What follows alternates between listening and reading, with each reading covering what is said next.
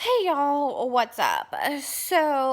While I'm sitting here trying to think of something positive to go do, because I'm just kind of done with seeing negative stuff, I thought I'd get on here and I needed to do a part 3 for my video for I think I titled it How I Lost My First, but it goes with my everything that happened with Savannah's loss and everything. And I'm just going to do a very, very casual video because I don't want to go into Sophia's room and set everything up tonight. So just bear with me. I have some extra lights on to just kind of help the lighting. And yes, my face is super red because I'm getting ready to go to bed and I have like no makeup on and just have like a little bit of like mascara and eyeliner I need to finish taking off. But I recorded a video to upload a couple weeks ago, and as I was thinking about it, I hadn't put everything into it, and I wasn't sure if I was going to, because I didn't know if I would get backlash from the video or not. But then as I was thinking about it, I'm just going to tell you guys everything. You guys deserve to know.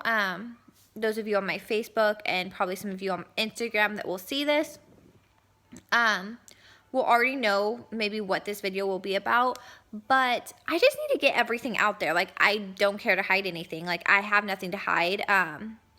Like, I figured I would, sorry you guys, it might be a little bouncing jiggly. I just thought I just need to get this out off my chest, not so I can move on, but so it's just out there and it's not something I'm thinking about, like, why didn't I put this into a video for you guys?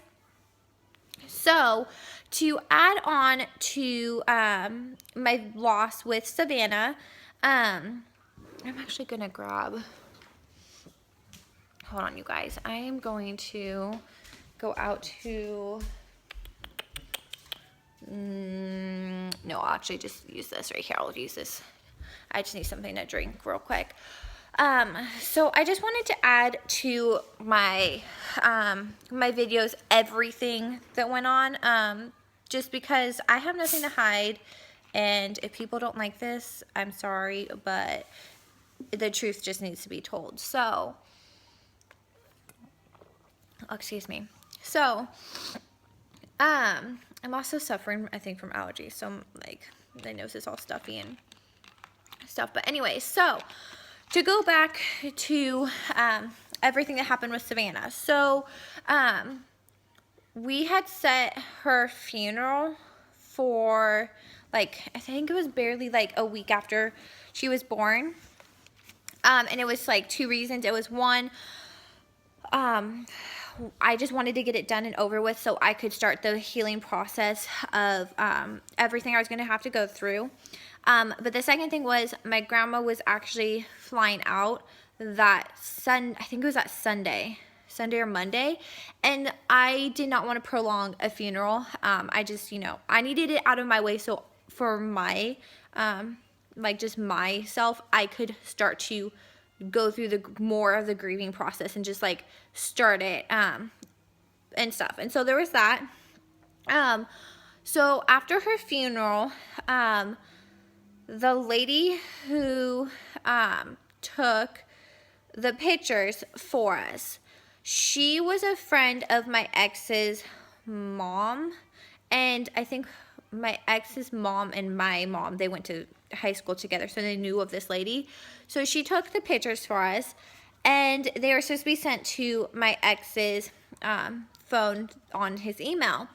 And so at the time, I was staying at my grandma's house because she went out of town, and she told us, because we were in the process of moving out of our apartment into a bigger apartment, that we could stay at her house if we wanted while she was gone, because she's been gone for like 2 weeks. And so I think it was like day 3 she was gone, and we were, like, my ex and my dad were doing yard work for my grandma, like cleaning up her yard. And I went on his phone, and I was trying to see if the lady had emailed us the pictures because she said she's going to try to get them to us pretty soon and pretty quick. And before I got pregnant with Savannah, I had actually was talking to my mom about getting a divorce. I had just told her I didn't feel like my ex was being faithful and stuff. And so, but she was like, no, she's like, you need to work through whatever your problems are. Like, there's counseling, whatever, yada, yada, yada. So I was like, okay, maybe you're right. Maybe it's just me being like super overprotective, whatnot. So we ended up getting pregnant with Savannah. We found out, I think it was like right before Christmas. And that's like right when I was like, it was in November/December of 2015. I was starting to question our relationship, and we hadn't even been married for a year yet. It was like right before our year anniversary, and I was just like questioning it. And then my mom was like, no, like just try to work through it. Like the first year is the hardest. So we worked through whatever, we were going through, which was just like a bunch of junk. And so after we lost Savannah, I was on my ex's phone, and I was scrolling through emails, and I was kind of being snoopy because I had a feeling that he was cheating on me. But I was just like, okay, like I'm not going to find anything, and just like super overprotective, whatever. And I saw this one email that I thought was weird. It was like a Craigslist ad email, and I was like, okay, that's weird. So I clicked on it, and it was like a weird link, and it wouldn't go back to anything. I was like, well, that's weird. I start to scroll down more, and I find not just a few, but hundreds of emails of him messaging women. I don't know, there could have been men in there too because I didn't go through all of them. Of him asking people over to our apartment while I'm working. And he literally worded emails like, my wife's at work, do you want to come over? And this went on for like back to when we were even dating. And so like I was super pissed. I'm not gonna lie. I was done. Like I had just lost a daughter. I buried her. And now I find out my ex cheated on me. Like has been cheating on me like I suspected and thought. And so I ended up running out of my grandma's house. Like I wasn't even 2 weeks postpartum. Like I wasn't even supposed to run. I was so mad. I ran out of her house, like yelled at my ex that he was a liar and cheater. Like he didn't know I found any of this stuff on his phone. And he's like looking at me like, what the hell is going on? Like thinking I'm crazy. And I go running up the hill by my grandma's house. And my dad goes chasing after me and is like, what's going on? And I told my dad like what I found on his phone. And so we ended up going back, or no, my mom came. My mom was going to go pick up my older sister at her place and bring her over so like I would have somebody to talk to. And this was before like my mom didn't even know that like this was going on. And so my dad had called my mom and was like, you need to come pick Hannah up, like she's just done. And I remember my mom picking me up, and she took me to my sister's place, back to her apartment, and her and I were sitting there, and she's like, are you sure you saw like what you saw? And I was like, yeah. I was like, I know what I saw. And she's like, okay. She's like, well, what do you want to do? And I was like, I don't want to be with him anymore. I was like, I want a divorce. I'm done. Like, I don't care. Like, I don't care if I lose everything. I just don't want to be with him. So we ended up all going back to my grandma's house and trying to talk, and like my ex had no emotion, like nothing. Like I told him I wanted to leave him, I was done with him, and nothing, like no emotion, no care in the world. So he ended up going back to our apartment because I didn't want to be around him, and I stayed at my grandma's house. And I stayed at my grandma's house for like about a month, and he started going to counseling. And I remember I went from my grandma's house to my parents' house. And I was kind of living between 3 places at the time that summer. I was trying to work on things with my ex along with trying to just like trying to work things out and trying to just like figure out what I wanted. And so I think it was June or July of that year. No, it was June. It was right before my birthday. I decided I'd move. We upgraded to a 2-bedroom apartment. And I was like, okay, like if you go to counseling and you can get your problems under control, we can probably save our marriage. Like, but I told him, I was like, I'm not giving you I'm giving you a second chance, but I'm not giving you another chance after that. And so he started going to counseling, and his counselor wanted to have a visit with me, like a counseling session. So I ended up going to it, and the counselor told us that if my ex decided to not change, that we weren't going to work out. Like, there's no way that I was going to stay around. Like, he could tell, like, I had already had my mind set up. Like, I'm not going to stay with a cheater and a liar and somebody who doesn't respect me, because, like, I know I have a lot to offer to someone. And I know I'm gorgeous and I'm beautiful. Like, even with no makeup on, like, I don't have to wear makeup to feel pretty about and feel good about myself. Like, I can go out in public like I did today, and I'm fine. Like, I have enough confidence that I don't need makeup. I don't need something to be covered up over my face to feel good about myself. So, so he had told my ex that if he didn't keep on his counseling meetings and stuff, that we weren't going to make it. And so we left that meeting, and he kept going for about another 2 months, and then said the counselor stopped responding to his phone calls and text messages to set up meetings, which I think was just his way because he didn't want to go anymore. And so November of 2016, my ex had to go to a well, actually, let's go back. So I went back to work in June. So we lost Savannah in April. And in June, I went back to work full time, working 40 plus hours a week at Children's Place up in Vancouver. So I was driving from anywhere between like 30 to an hour like drive, depending on like where I was at. And so I went back to work. My ex went back to work for 2 weeks, said he couldn't handle working because we just lost a kid, quit work.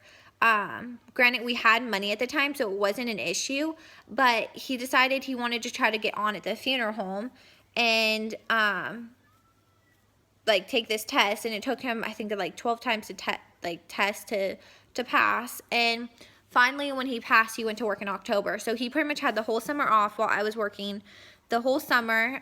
So who knows like what he was doing while I was at work. And like people have asked me that, like, do you think he was cheating on you when you were working? I'm like, yeah, I think he was. Like, the emails straight up say, like, oh, my wife's working, why don't you come over? Like, men who respect their wives and claim to be Christians would never do that to somebody. Like, doesn't matter like what the circumstances are, like that just doesn't happen. And so in November, he had a 2-week training course he had to go take down in Texas. And I was like, okay, this is going to be the telltale. If he comes back and I find emails in his phone of him messaging women while he was gone, I was like, I'm done. Like, it's over. So, he came home, like, treated me like shit. I picked him up from the hotel, and he wasn't even happy to see me. He was in, like, the worst mood ever. And I was like, whoa, like, I haven't seen you for 2 weeks, and you're going to treat me like crap. Like, I should have left him at the airport, you guys. Like, seriously. So, which I don't think anybody knows that either. Like, I picked him up from the airport, and he was beyond like rude to me. Like, didn't even care. He's like, oh, I gotta go get my luggage. And I'm like, okay, like, I know you gotta go get your luggage, but like, give me a hug and kiss. Like, I haven't seen you for 2 weeks. None of that. And then we get in the car, and he's just a complete grouch. And I'm like, what the heck? Like, I haven't seen you for 2 weeks. And like, when he was gone, like, I would try calling him, and it was literally 30-minute phone calls, if that. Like, he did not want to talk to me. And I was just like, seriously? So, like a week after he came home, it would have been like the 3rd week of November, right before Thanksgiving. No, it would have been right after Thanksgiving, I think. I think it was like the 1st week of December. We went out to dinner with one of his friends, and he got completely wasted, and he started saying a bunch of shit, and he doesn't even remember half the shit you guys are gonna say, and I'm not gonna say it all on here because who knows eventually who will watch these. But he pretty much, like, the things I will say that he said was pretty much that he had to message other women because he had to. He had no excuse. He's like, I have to because it makes me feel better about myself. And he's like, I have to look at porn and watch porn because I don't get enough of you. Which, like, those two together just put me over the edge. So we go home because he's, like, completely wasted and we were asked to leave. And so we go to go get home, and he pukes all in my car that I just got. Like, completely it's just nasty. So I have to go out and clean the car at like 1 in the morning, trying to get at least what I can out before I can take it in to get it cleaned the next day. So his friend and I had to drive him over to his car, and he didn't know anything that was going on. And I kind of told him, I was like, I broke down. I started crying. Like, I was like, I don't know what to do. And this was, he didn't know everything that was going on previous to this. So I told him everything. And he's like, you need to do something for yourself. Like, I think, what was it? I was 21 at the time. And he's like, you just turned 21. Like, you need to think about yourself and do something for yourself. If this isn't what you want, he's like, then get a divorce. Like, do what's going to make you happy. Because he knew I was worth more than what I was getting. Like he already knew that. And so I went back to our apartment, and he was my ex was in our bed, and I wasn't going to sleep in the bed with him because he was just puking. It was gross. So I ended up sleeping on the couch that night, and I took his phone and started going through it and found messages while he's in Texas and inviting women to the hotel. And I remember that night, I texted my entire family. It was like 2 in the morning, and I was like, I'm getting a divorce. I was like, I'm done. Come help me pack up my stuff this next week. I'm out. And that was the best decision I ever made for myself. I gave him a second chance, and he blew it, and he knows he blew it. And I'm not going to wait around for someone to think that they can use me. I know I'm worth more than what I was getting, and I wish I would have ended our relationship a long time ago, but it is what it is. I was trying to be that girl that's not like, oh, I got in a relationship with somebody and broke up or got a divorce, or whatever. Like, I wanted to be that girl that was like, we made this work, like hell through high water, we made it. And when I found the emails the second time, I was like hysterically bawling. I was super mad. I was like, why would you do this to me? Like, of all people, like, I'm faithful. I don't lie. I don't cheat. Like, I don't do any of that stuff. And to find out that somebody could treat you so poorly, and have no respect for you, it's just, to me, I was just like, I'm worth more. And so, I ended up moving out that next week, and it was the best decision I ever made. I thought that I wasn't going to find another man that I loved or that would love me and not cheat on me. And that's when I created my POF account, and within 24 hours I had over 1,000 responses. And I didn't post any raunchy pictures. They were just pictures of me from like my neck up, just showing pretty much my face. And I think I might have had one like full body picture, but it was just like me in just regular clothes. And I was like, wow, if I have 1,000 responses in one night, like, there's plenty of fish out there. And so my encouragement I want for all of you ladies and even guys out there is, if you're in a relationship and that person is abusing you or abusing like your love that you're giving to them and is cheating on you or lying to you or not being faithful, get out of that relationship, because there is somebody out there for you. That is my biggest thing I have to tell people is, if you're in a relationship and somebody can't be faithful to you, you giving them a second chance isn't going to change it, because then they realize, oh, they already gave me a second chance. They're going to keep giving me more chances. Finally, you have to get fed up enough with them to be like, I'm done. I can't take this anymore. And that's that's what it took for me, is I had to finally get to the point where I didn't want to live like that for 20 years. There were some people that I knew that their husbands had addictions and they stayed with them. And I was like, why would you stay with somebody who is cheating on you? Like, constantly going behind your back for, like, anything. Like, why would you want to be with somebody who can't be happy with you? Like, your relationship should not be based off of sex, by no means. Like, it's an amazing part of your relationship, but your relationship should not be based off of that. And if you claim that you can't get it 24/7 and that's why you cheat on somebody, that is a super, super lazy excuse, because, like, that's just not, like, that's not your full relationship. That's just a part of it. But you're in a relationship with that person because you love them, and it shouldn't just always be about the physical end. And so for me, I realized that, like, being in a relationship is not about the physical end. It's also about just being there for somebody and just the friendship that you have with somebody else. And so if you're with somebody and they can't treat you right or respect you for who you are, and they say, oh, they have to be doing A through Z to make themselves happy, and you're not happy with it, leave. Like, it is not worth your emotional, like, just mindset of, like, after I found out he cheated the first time, every time he's like, oh, I'm here, I'm like, is he really there? Is he really at the apartment by himself? You know, like, you, like, if you want to be in a life like that where you're, like, second guessing, like, something that every time somebody tells you, then by all means do it. But I couldn't do it. Like, within 6 months in, I was like, I couldn't. Like, mentally, it was so draining of, like, working and then coming home and be treated like shit because he wasn't getting what he wanted out of me, when it's like, I just worked my ass off and you want just sex from me, pretty much. And oh, if I don't give it out, you're gonna go look for someone else. Like, I'm sorry, I'm not in a relationship for that. Like, if you want to do that, then you're gone. And that's what it took. It took this one friend to tell me, like, Hannah, you are worth more and you should not be settling for this. Like, you deserve more. And for the fact of this other guy to say that to me, and, like, we had nothing. Like, we had maybe seen each other just a handful of times, maybe like 8 times. And for him to say that to me meant so much to me. Just knowing, like, that other guys can see I'm worth a lot. Like, I'm not just some, like, piece of dirt on the ground. Like, I am something. Like, I'm somebody.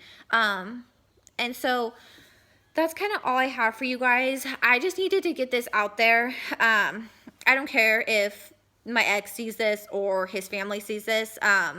This needs to be put out there because it gives me the peace of mind. I have everything out there, and it fills in some of the gaps for you guys as well, and stuff. And if you don't like it, that's fine. But this is what happened. I even have emails still backed up of just stuff that he had sent out, and I have no desire of deleting them ever. Like, they're backed up for a reason. I don't care to look at them, but they are worded, you know, my wife's at work, why don't you come over? And I don't want to be with somebody that's like that. And so I needed to get this I needed to get this out there for you guys, to fill in some of the gaps. But it also, it's then off my chest. I don't think about it. But as I was watching my videos, I was like, I need to tell you guys the full story of what happened, so you guys know, and you guys aren't like, okay, so what happened in between? Like, why did A through Z happen? On my Facebook, I had posted a little bit, but hadn't ever really went into full details of the timeline of how it all had happened and stuff. And so I just kind of wanted to do that, and stuff. But yeah, so that is just gonna be that part of after we lost her and leading up to my divorce, and stuff. And it was finalized in February of 2017, and it's definitely was the best decision I did for myself. And now I'm super, super happy and blessed that Tom and I met, and now we've got a beautiful, gorgeous rainbow baby together. And I couldn't be happier. So thank you guys so much for watching. If you want to, feel free to like the videos. You guys don't have to. Definitely feel free to subscribe. And I will see you guys in my next video. Bye, guys.